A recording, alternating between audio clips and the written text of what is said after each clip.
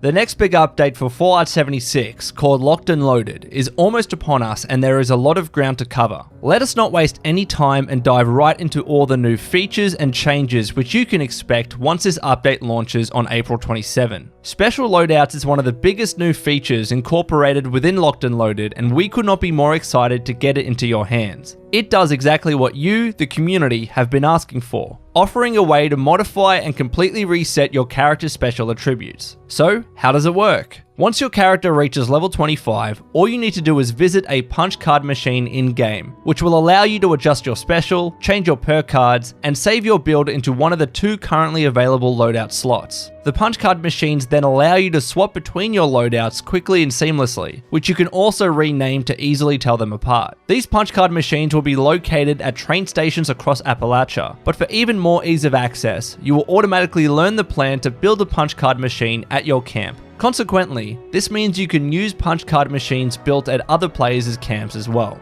Speaking of camps, the next major feature to cover is camp slots. Yes, this is going to allow you to build, keep, and swap between multiple camps at once. Assuming you already have a camp built, when you open the map and expand the new camp slots menu in the upper left corner, you will be able to activate a second camp slot, allowing you to safely place down a new camp without destroying your first one. At this point, each of the 2 camps you have constructed are saved in their own slot and can be managed via the camp slots menu. This new menu contains options to rename your camp, turn your public map icon on or off, thereby making it either visible or invisible to other players respectively, and even change the icon of your camp. These options are also available to you when you select your active camp directly from the map. Remember that you can only have one camp active at a time, meaning that others are stored but still ready to be activated at your will by selecting your stored camp and then activate camp. By doing this, your inactive camp will be removed from the world and your newly activated camp will load in its place. Next up, we need to mention that Locked and Loaded is introducing changes to how vending machines and displays work in the game. Vending machines will now have the same shared inventory across all of your camps, meaning that you do not need to reassign the items you are selling every time you build a new camp or swap between a camp. Additionally, because vending machine item slots have become merged into a single pool, you can now sell the maximum number of items with just a single vending machine instead of multiple. Display cases, on the other hand, will not operate in the same way, such that you can still display different items at each of your camps. We have heard your feedback on shelters loud and clear too, and with the next update, both vending machines and display cases will be placeable inside of shelters. And one final point on vending machines. While powering on a vending machine will allow it to sell items to other players,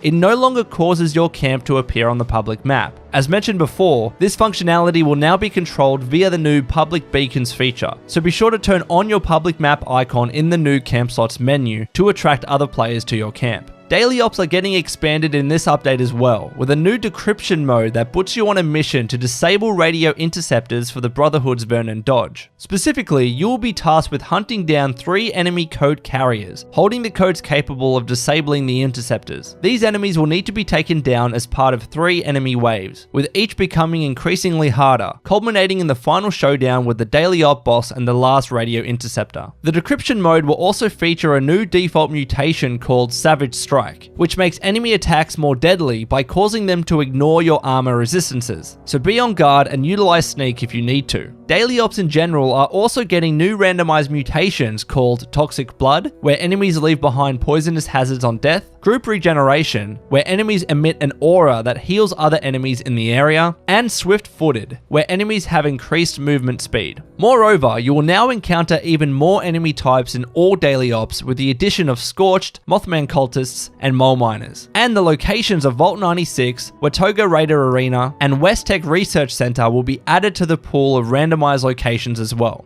Finally, all of your efforts in daily ops will be rewarded with a range of new rewards, including the Covert Scout Armor, new plans for camp objects, and both the Unstoppable Monster and Medical Malpractice Legendary Weapon plans. We have also moved several of the pre-existing rare rewards from daily ops into the uncommon drop list, to make it a bit easier for you to score the new rewards. And if all of that was not enough, Locked and Loaded is bringing even more new content and changes to Fallout 76. Crafting sliders have been introduced into the game, which will allow you to craft items in bulk by using a slider to select how much of each item you would like to make. The World Activity menu has been updated to display nearby player vendors, public events, and active nuke zones, making them easier to find. Aiming with a controller is getting a boost too, with the new aim assist option helping your crosshairs snap to enemies and stay on target when aiming down a sight. Melee hit detection has also been improved, ensuring that the swings of your melee and unarmed weapons are registering more accurately. The hunt for the treasure hunter events will also feature new rewards, giving you more reasons to track down those mole miners when they appear in Appalachia. And finally, this update marks the beginning of Season 4, Armor Race and the Power Patrol in Cold Steel, which brings a bunch of new rewards for you to work towards, including new items, skins, and even camp objects like mannequins, allowing you to display your cool outfits in the game. So, that finally marks the end of the video. I told you there was a lot to cover. We hope that you are excited for Locked and Loaded. Please let us know your thoughts in the comments below, and as always, ad Victoriam.